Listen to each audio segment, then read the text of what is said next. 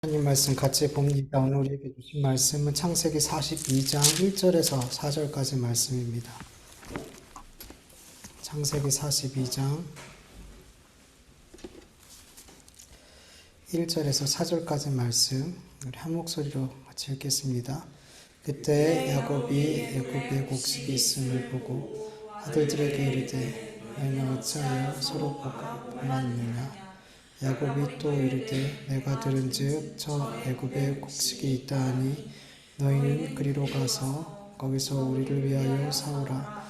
그리하면 우리가 살고 죽지 아니하리라 하매 요셉의 형 10사람이 애굽에서 곡식을 사려고 내려갔으나 야곱이 요셉의 아우 베냐민은 그들의 형제들과 함께 보내지 아니하였으니 이는 그의 생각에 재난이 그에게 미칠까 두려워함이었더라. 아멘. 7년의 풍년이 지나고 온 세상에 흉년이 임하게 되었을 때 이 흉년은 하나님을 섬기는 이 야곱의 가정에게도 임하게 됐어요. 하나님을 섬기는 하나님의 백성의 그 땅에는 흉년이 임하면 안 될 것 같은데 그렇지 않더라는 거죠. 성경을 보면 여러분 아브라함도 흉년을 만났죠. 이삭도 흉년을 만났고 야곱도 흉년을 만났어요. 하나님을 섬기는 믿음의 조상들의 삶에 흉년이 이렇게 피해가는 게 아니라 그들에게도 그 흉년이 다 똑같이 임하더라는 거죠. 그 흉년이 똑같이 그들에게 어려움과 힘듦이 되더라는 거죠. 여러분 나라의 경기가 어려우면 하나님의 백성들만 그 어려움에서 벗어날 수 있는 게 아니잖아요. 취업하기 어려울 때 하나님의 백성들만 취업이 잘 되고 사업하기가 정말 어려운 시기에 하나님의 백성들만 사업이 잘 되고 결혼하기 정말 어려울 때 하나님의 백성들만 좋은 사람 만나서 결혼하는 거 아니더라는 거죠. 뭐 자연재해가 임하는데 하나님의 백성들에게만 그 자연재해가 그 피해가 이렇게 피해가지 않더라는 거죠. 전염병이 돌 때 하나님의 백성들에게만 그 전염병이 임하지 않고 이렇게 피해가지 않아요. 요즘 학생들 학교에 보니까 그 감기가 특히 목감기가 되게 유행하고 있더라고요. 우리 큰애 작은애가 다 걸렸어요. 이렇게 피해가면 참 좋겠는데 우리 애들이 다 걸려서 지금 빌빌거리고 있어요. 큰애는 이제 좀 괜찮아졌고 그렇더라는 거죠, 여러분. 전쟁이 나는데 하나님의 백성들만 막 총알이 피해가고 이러지 않더라는 거죠. 여러분 하나님을 믿는 사람들은 막연하게 이런 기대가 있어요. 내가 하나님을 믿기 때문에 이 가뭄이, 이 자연재해가, 이 전염병이, 이 경제적인 어려움이, 이 전염병이 내 삶을 피해갈 것이라는 어떤 그런 막연한 기대함이 있단 말이죠. 마치 애굽 땅에서 하나님께서 재앙을 내리실 때 이스라엘 사람들이 머물고 있었던 그 땅에는 재앙이 피해가더라는 거죠. 그렇게 하나님을 믿는 사람들에게는 세상 사람들이 당하는 그 재앙들이, 재난들이 피해갈 거라는 그런 막연한 기대감 같은 것들이 있단 말이죠. 근데 그렇지 않더라는 거죠. 세상 사람들이 겪는 인생의 가뭄과 홍수와 고통과 질병과 전쟁과 실패, 인생들이 만나기 두려워하는 수많은 재난들이 우리 그리스도인들에게도 똑같이 임하더라는 거죠. 무엇보다 세상 그 누구도 피할 수 없는 죽음 역시도 하나님의 백성들에게 똑같이 임하더라는 거죠. 근데 중요한 건요. 하나님의 백성들은 모든 사람들이 만나게 되는 그 인생의 가뭄과 홍수와 고통과 질병과 전쟁, 실패와 같은 그런 상황들로 인해서 그 삶이 무너지고 망가지고 다시 일어설 수 없을 만큼 그렇게 와장창 깨져버리지 않더라는 거예요.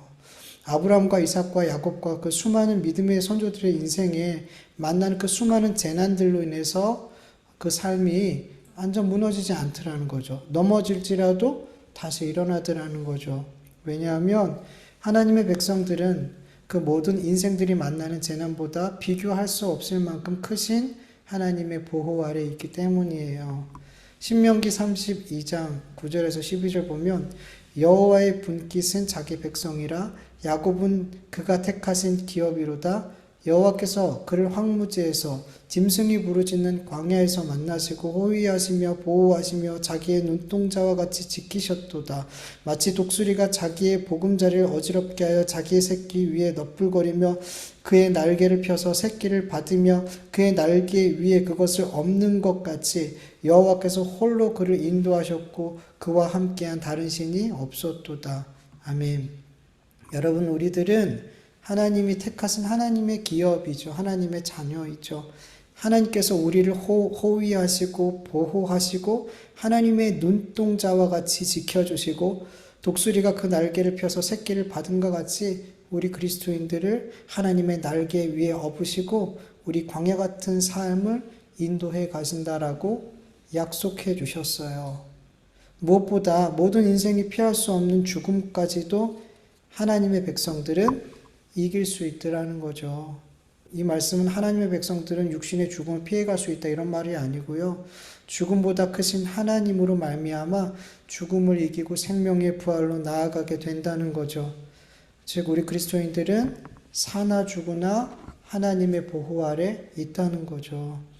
모든 인생들이 만나는 그 재난과 죽음, 그리스도인들만 피해갈 수 있는 것은 아니지만 우리 그리스도인들에게는 이 모든 재난과 죽음보다도 더 크신 하나님의 보호 아래 있기 때문에 우리의 삶은 어떤 순간과 상황에서도 괜찮을 수 있다고 믿으시기를 축원합니다. 본문 1절, 2절을 보면 야곱이 애굽에 양식이 있음을 보고 아들들에게 말하죠. 너희는 어찌하여 서로 바라만 보고 있느냐. 내가 들은즉 저 애굽에 곡식이 있다하니 너희는 그리로 가서 거기서 우리를 위하여 사오라. 그리하면 우리가 살고 죽지 아니하리라. 야곱이 아들들에게 하는 말을 볼 때 야곱의 아들들은 지금 먹을 곡식이 거의 남아있지 않음에도 불구하고 가족이 지금 이 흉년 가운데 어떻게 살아남을 수 있을지 어떤 대책도 강구하지 않고 있었더라는 거죠. 그래서 답답한 마음에 야곱이 아들들에게 애굽에 가서 양식을 사오라고 재촉하고 있는 거예요. 지금 애굽에 양식이 있다는 것을 야곱만 아는 게 아니잖아요.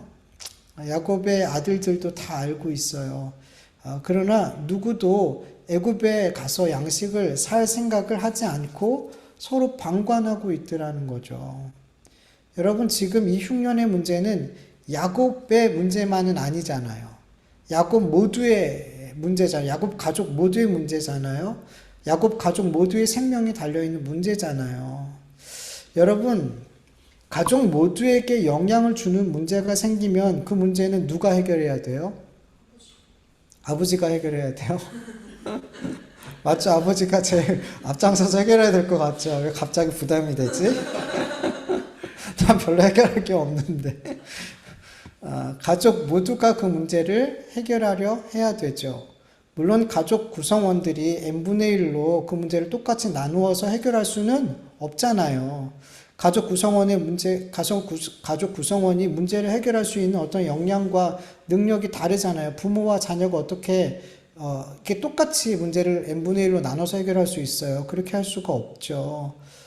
가족 구성원들이 문제를 해결할 수 있는 그 역량과 능력은 달라요. 근데 중요한 건 뭐냐면 누가 얼만큼 이 문제를 감당하느냐 보다 가족 구성원이 이 문제를 나의 문제로, 우리의 문제로 받아들이는 거, 그게 가장 중요한 거예요. 그런데 야곱의 아들들은 그렇지 않았더라는 거죠. 근데 야곱의 아들들만 그럴까요? 여러분, 이런 문제는 가족 안에 되게 많이 나타나는 문제예요. 지금 이 야곱의 가족 안에 일어나고 있는 이 문제, 우리 그리스도인들 가정 안에서도 참 많이 나타나요. 여러분, 아버지에게 어떤 문제가 일어나면, 어머니에게 어떤 문제가 일어나면, 자녀에게 어떤 문제가 일어나면 사실 이 문제는 개인의 문제가 아니라 가족의 문제잖아요. 그래서 가족인 거잖아요.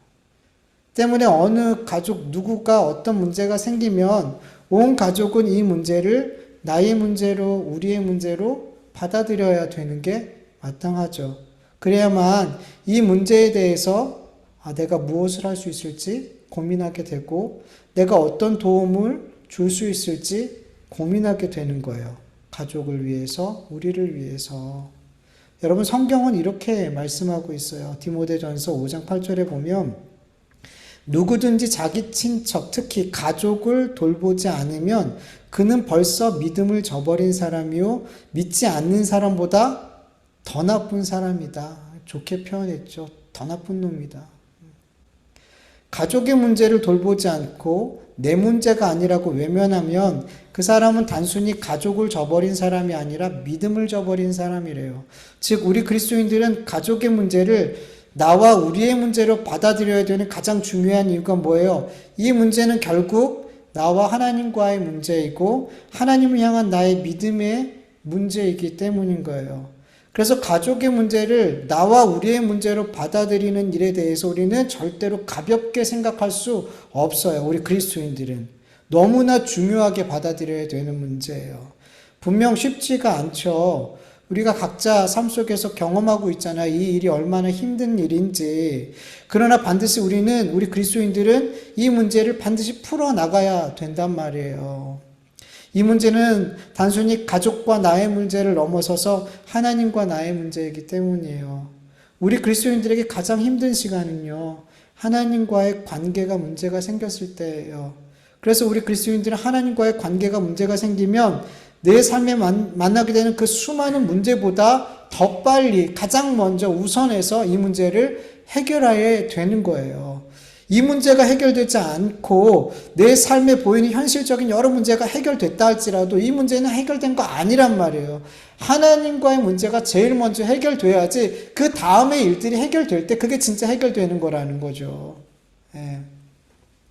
여러분, 내 가족 누군가에게 일어난 문제에 대해서 신경 쓰고 싶지 않고 관심 갖고 싶지 않고 내가 아무것도 해줄 것이 없다고 생각될 때, 아니 조금도 도움을 주고 싶지 않다고 생각이 들 때 우리 그리스도인들은 가장 먼저 하나님께서 내가 내 가족의 문제를 어떻게 보고 어떻게 다루고 있는지를 두 눈 시퍼렇게 뜨고 지켜보고 계신다는 것을 믿으시기를 축원합니다. 그것이 믿어져야 돼요, 여러분. 그래야 주님 때문에, 주님을 위해서라도 내 가족의 문제를 내 문제로, 우리의 문제로 받아들이게 될 줄 믿습니다. 물론 힘들어요. 너무 힘든 분도 있어요, 이 문제가. 그러니까 내 힘으로 안 되는 거죠. 그러니까 어떻게 해야 돼요? 기도하는 거예요, 하나님. 하나님, 지금 어머니의 문제가, 아버지의 문제가 정말 제가 관심 갖고 싶지 않고 내가 도움을 줄 수 있어도 주고 싶지가 않아요. 하나님, 내 자녀가 지금 어려운데 정말 저 녀석이 저렇게 된 것들 다 지 때문인데 하나님, 정말 저 녀석 그냥 내버려 두고 싶어요. 하나도 도움 주고 싶지 않아요. 막 이런 마음이 막 올라올 때 이 문제를 어떻게 해결하길 원하시는지 하나님이 다 지켜보고 계시기 때문에 주님, 제가 이 문제를 나의 문제로 받아들이게 해주세요. 나의 아버지의 문제를, 나의 어머니의 문제를 나의 문제로 받아들이게 해주세요. 내 저 싸가지 없는 자녀의 문제를 나의 문제로 하나님 받아들이게 해주세요. 여러분, 부모라고 자녀의 문제를 다 내 문제로 받아들이는 거 아니란 말이에요. 가족의 문제를 나의 문제로 너무 쉽게 어렵지 않게 받아들이는 그런 가족들도 물론 있어요. 그런데 그보다 더 많은 가족들이 가족의 문제를 나의 문제로 받아들이는 거에 있어서 어려워해요. 그래서 기도해야 되는 거예요, 여러분. 우리의 힘으로 안 되니까. 이게 내 문제로 안 받아들여지니까. 여러분, 신앙생활을 하면 할수록 정말 모든 게 다 영적인 문제들인 거예요. 다 영적인 문제들인 거예요. 그래서 기도할 수밖에 없는 거예요. 주일날 전신갑주, 에베소서 말씀 가운데 전신갑주에 대한 말씀을 나누고 있는데 영적인 전쟁 아닌 것이 없는 거예요. 다 영적인 전쟁이고 이걸 영적인 전쟁으로 바라보지 않고 영적인 전쟁을 하지 않으면 우리의 삶은 되어지지가 않는 거예요. 계속 패배할 수밖에 없는 거예요. 가족의 문제조차도 여러분, 가족의 문제를 당연히 내 문제로 받아들일 수 있을 것처럼 보이지만 그렇지 않는 상황이, 그렇지 않는 가정이 너무 많아요, 여러분. 그리스도인들 가정 가운데서도 그렇단 말이에요. 그래서 여러분, 이 문제는 신앙적인, 영적인 문제라는 거예요. 그래서 여러분, 이 말씀을 우리가 듣고 깨닫게 된다면 기도해야 되는 거예요. 더 외면하고 싶지만, 보고 싶지 않고 듣고 싶지 않지만, 그냥 몰랐으면 좋겠지만, 우리는 하나님께서 가족으로 연결시켜준 그 사람들을 향해서 하나님은 그 문제를 나의 문제로 받고 내가 할 수 있는 무언가를 하기를 원하신다는 것을 믿으시길 축원합니다. 하나님과의 관계라는 것을, 이 문제는 믿음의 문제라는 것을 그렇게 받을 수 있기를 여러분 간절히 축원합니다. 그래야 우리가 바뀔 수 있어요. 그래야 우리가 다른 결정을 할 수 있어요. 이게 하나님과의 관계, 믿음의 문제라고 받아들여야만 이 문제를 우리는 다르게, 이전과 다르게 바라보고 행동할 수 있다는 걸 믿으시길 축원합니다. 본문 3절에서 4절을 보면 결국 요셉의 형들은 애굽으로 곡식을 사러 가게 되는데, 야곱이 요셉의 아우 베냐민은 함께 보내지 않죠. 왜냐하면 혹시라도 요셉에게 임한 그런 재난이 베냐민에게 미칠까봐 두려웠기 때문이라고 성경은 말씀해요. 요셉을 편애했던 야곱은 요셉이 죽었다고 믿었기 때문에 이제는 요셉의 동생 베냐민을 편애하고 있더라는 거죠. 야곱은 요셉이 죽었다고 해서 이제 다른 아들들을 편애하지 않고 사랑하고 이렇게 되지 않더라는 거죠.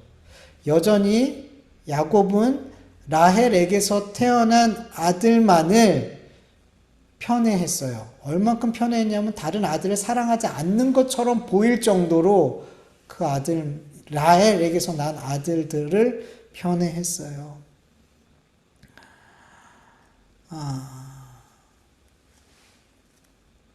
야곱에게 있어서는 아들의 외모가 어떠냐, 그에게 어떤 능력이 있느냐, 이런 것들이 하나도 중요하지 않았어요. 뭐가 중요했을까요? 누구에게서 태어났느냐가 중요했어요. 누구에게서 태어났느냐에 따라서 편애하더라는 거죠. 야곱의 이런 모습을 보면서 아직도 저렇게 변하지 않나? 아직도 저렇게 그렇게 자식들을 여전히 편애하는 삶을 사나? 이렇게 오랫동안 하나님을 경험하고 믿었는데 아직도 저렇게 변화되지 않을까? 이런 생각을 할 수 있는데, 저는 이런 모습을 보면서, 이런 야곱의 모습을 보면서 하나님께서 우리를 향한 편애의 사랑이 이런 사랑이겠구나라는 생각을 또 한번 해보게 됐어요. 여러분, 하나님은 세상 모든 사람을 다 사랑하는 거 아니죠. 어떤 사람들은 하나님은 사랑이시라고 말씀하시기 때문에 세상 모든 사람을 사랑한다라고 믿고 싶어 해요. 그래서 이 사랑이신 하나님은 사람들을 다 사랑하기 때문에 지옥에 누구도 보내지 않는다라고 믿고 싶어 해요. 그런데 여러분, 하나님은 세상 모든 사람을 다 사랑하지 않아요. 세상의 모든 사람을 다 천국으로 인도하지 않아요. 여러분, 하나님의 사랑의 대상은 오직 예수 그리스도에게서 태어난 자들, 이 사람들만 사랑하세요. 야고보서 1장 18절 공동번역으로 보면 하나님께서는 뜻을 정하시고 진리의 말씀으로 우리 그리스도인들을, 교회를 낳으셨습니다 라고 말씀하세요. 진리의 말씀은 누구를 상징해요? 예수 그리스도를 상징하죠. 예수 그리스도께서 우리를 낳으셨어요. 예수 그리스도께서 교회와 우리를 낳으셨어요. 에베소서 1장 4절 5절 보면 곧 창세전 그리스도 안에서 우리를 택하사 우리로 사랑 안에서 그 앞에 거룩하고 흠없게 하시려고 그 기쁘신 뜻대로 우리를 예정하사 예수 그리스도로 말미암아 자기의 아들들이 되게 하셨으니. 아멘. 하나님께서는 세상 모든 사람을 사랑하는 것이 아니라 창세전 예수 그리스도 안에서 택하시고 예수 그리스도를 통해서 낳은 그 하나님의 자녀들만 사랑하세요. 마치 야곱이 라헬에게서 태어난 자들을, 그 자녀들을 편애하는 것처럼 하나님은 모든 사람을 사랑하는 게 아니라 예수 그리스도께서 낳은 그 자녀들을 사랑하신다는 거죠. 중요한 것은 우리 그리스도인들은 이 사실을 안다는 거예요. 우리가 하나님의 편애가 아니죠. 사실은 하나님이 사랑하는 자들 그 무리 속에 우리가 속해 있다라는 이 사실이 우리는 이게 깨닫고 알고 믿고 있는 자들이라는 거죠. 예, 세상 사람들은 모르는 일이에요. 이 하나님의 사랑이 얼마나 놀랍고 감사한지요. 내가 하나님을 받을 수 있는 어떤 사랑을 받을 수 있을 만한 어떤 행위를 해서 하나님이 나를 사랑하신 게 아니다는 거죠. 그냥 단지 내가 예수님으로 말미암아 진리의 말씀으로 말미암아 태어난 존재이기 때문에 사랑하시더라는 거죠. 여러분, 세상에선 사랑받기 위해서는 사랑받는 짓을 해야 돼요. 자녀라고 다 이쁜 게 아니에요. 미운 짓 하면 안 이뻐요. 하물며 세상에선 더 그렇죠. 사랑받을 짓을 해야 돼요. 사랑받을 수 있는 조건을 갖춰야 돼요. 사랑받을 수 있는 그 어떤 이유도 없이 전적으로 나를 용납하고 변치 않는 사랑으로 사랑할 수 있는 사람은 없어요. 부모도 그렇게 못해요. 그러나 하나님께서는 나를 사랑하시는데 내가 세상 사람들에게 어떤 평가를 받고 있는지, 내가 세상에서 어떤 위치에 있는지, 내가 세상에서 얼마나 많은 것을 소유했는지, 내 외모가 어떠한지, 내 학력이 어떠한지, 내가 능력이 어떠한지, 이 모든 것들을 하나님은 하나도 중요하게 생각하지 않는다는 거예요. 하나도 중요하게 생각하지 않아요, 여러분. 그게 나를 사랑하고 사랑하지 않고의 이유에 들어가지 않는다는 거예요. 하나님은 우리 그리스도인들이 예수 그리스도로 말미암아 태어났다는 그 하나만으로 우리를 변치 않고 영원토록 사랑하시더라는 거죠. 우리 존재 자체를. 어떤 분이 이런 말을 하더라고요. 하나님의 사랑에 가장 근접한 사랑은 어떤 사랑일까요, 여러분? 여러분도 들어보실 수도 있을 거예요. 반려견의 사랑이에요, 여러분. 반려견은 내 외모가 못생겨도, 내 직업이 형편없어도, 내가 돈이 없고 가난한 사람이어도, 내가 못 배웠어도, 내가 사람들에게 손가락질 받는 그런 인생을 살아도 상관없이 그냥 내 존재 자체를 반겨주고 기뻐해주고 함께해주는 것을 그냥 행복해하고, 그냥 내 존재 자체를, 내가 어떤 사람인 거를 상관하지 않고 내 존재 자체를 기뻐해주는 게 뭐예요? 반려견이에요. 반려자 아니에요. 반려자는 이렇게 못해요. 반려자가 이러면 참 좋겠죠. 근데 반려자도 못하는 걸 누가 한다고요? 반려견이 하자는 거죠. 반려묘는 잘 모르겠어요. 근데 반려견은 그렇게 하더라는 거죠. 하나님께서는 이런 반려견을 통해서 하나님을 향한 우리의 사랑이 어떠한지를 이런 것을 통해서도 가르쳐 주는 것 같은 생각이 드는 거죠. 여러분, 우리는 반려견 정도, 비교할 수가 없죠. 반려견 정도가 아니라 세상을 창조하신 하나님께서 저와 여러분을 그냥 존재 자체로 사랑하신대요, 여러분. 우리 존재 자체로 스바냐 말씀 보면 기쁨을 이기지 못할 만큼 우리를 그 존재로 사랑하신다라고 약속하셨어요. 왜 사랑하신다고요? 우리가 누구에게서 태어났습니까? 예수 그리스도로 말미암아 예수 그리스도의 십자가를 통과해서 우리가 태어났기 때문에, 새로운 피조물이 됐기 때문에 하나님은 우리가 세상 사람들이 어떤 눈으로 보든 상관없이 우리 존재 자체를 그냥 기뻐하시는 것을, 영원토록 사랑하신다는 것을 믿으시기를 축원합니다. 그 사랑을 우리가 받고 있어요. 그러니까 얼마나 감사해요. 우리 인생이 하나님의 보호 아래 있고 하나님의 이 전적인 존재적인 사랑을 받고 있는, 그냥 존재 자체를 사랑받고 있다는 이 사실이 여러분 얼마나 감사하고, 또 이것이 내 삶에 계속 묵상이 된다면 얼마나 매일매일이 힘이 나겠어요.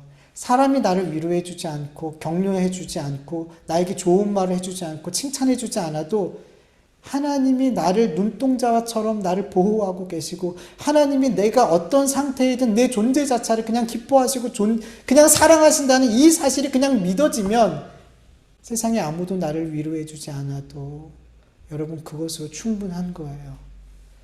이것으로 충분하게 위로받고 감사하고 만족하고 오늘을 살아갈 수 있는 힘을 얻을 수 있는 그런 저와 여러분 될 수 있기를 간절히 축원합니다.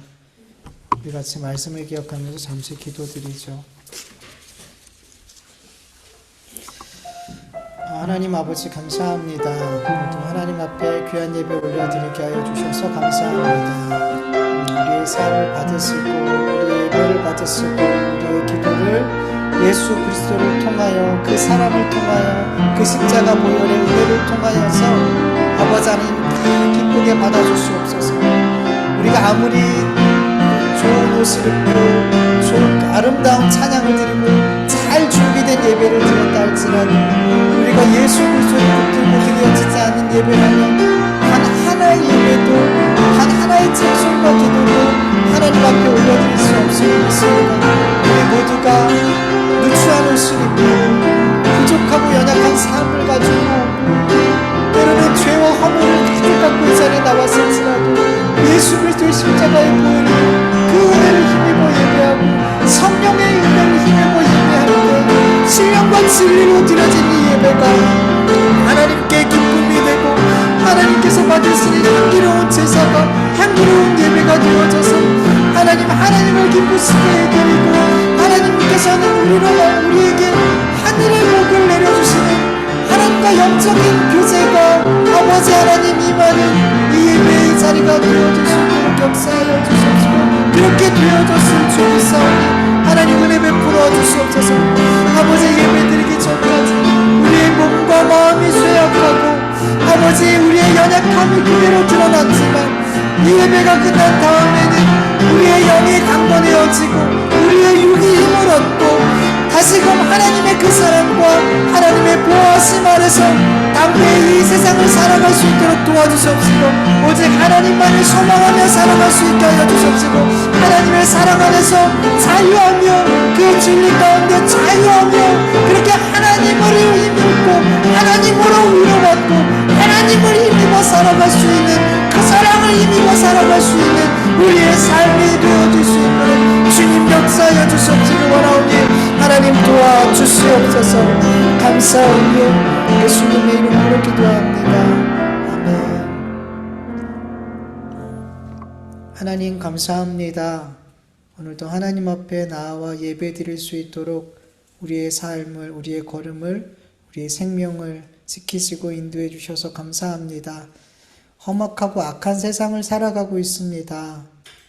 주님, 이 험악하고 악한 세상을 주님 닮는 삶, 말씀을 따르는 삶 살고 그 뜻대로 살아가는 게 참 쉽지 않고 지치고 때론 괴로운 일이라는 것을 우리가 자꾸만 삶 속에서 겪게 됩니다. 그래서 우리의 마음이 지치고 영이 지치고 몸까지도 지쳐가는 것을 보게 됩니다.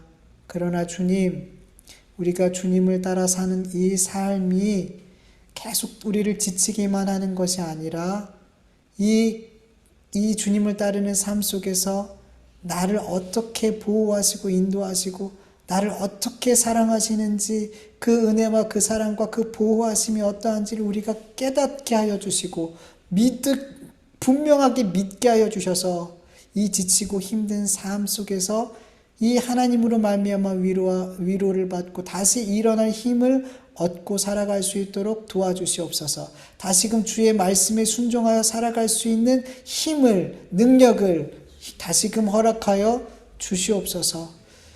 우리가 이 세상을 살아갈 때 주님이 나를 보호하시고 나를 사랑하시고 항상 나의 편이 되어주셔서 천국까지 인도해 가신다는 것을 믿지 않으면 우린 지칠 수밖에 없습니다. 세상 풍파에 그냥 휘둘려서 그렇게 파도에 그냥 쓸려 내려갈 수밖에 없는 그런 연약한 존재입니다. 그러나 하나님, 내 삶에 주님이 함께 하시고 주님의 위로와 능력과 그 사랑이 머물고 있고 그 사랑이 나를 인도하고 계신다는 것을 분명히 믿을 때 우리는 이 세상 풍파에 휩쓸려 가는 것이 아니라 하나님 폭풍을 잠잠케 하고 바다를 잠잠케 하는 그런 능력의 삶을 살게 될 줄 믿사오니 우리 그리스도인들이 정말로 세상에서 힘없고 나약하고 비실비실거리며 겨우겨우 신앙의 삶을 살아가는 것이 아니라 능력 있고 담대하고 세상과 싸워 영적인 싸움에서 승리하며 담대히 이기는 삶을 살아갈 수 있는 우리 그리스도인들 되어줄 수 있도록 우리 주님께 온 성도들, 이 예배를 드리는 모든 성도들이 되어줄 수 있도록 은혜 베풀어 주시옵소서. 감사하며 예수님의 이름으로 기도드립니다. 아멘. 주님 가르쳐 주신 기도로 예배 마칩니다. 하늘에 계신 우리 아버지여, 이름이 거룩히 여김을 받으시오며 나라의 마옵시오며 뜻이 하늘에서 이루어진 것 같이 땅에서도 이루어지이다. 오늘날 우리에게 일용할 양식을 주옵시고 우리가 우리에게 죄진 자를 사하여 준 것 같이 우리 죄를 사하여 주옵시고 우리를 시험에 들게 하지 마옵시고 다만 악에서 구하옵소서. 대개 나라와 권세와 영광이 아버지께 영원히 있사옵나이다. 아멘.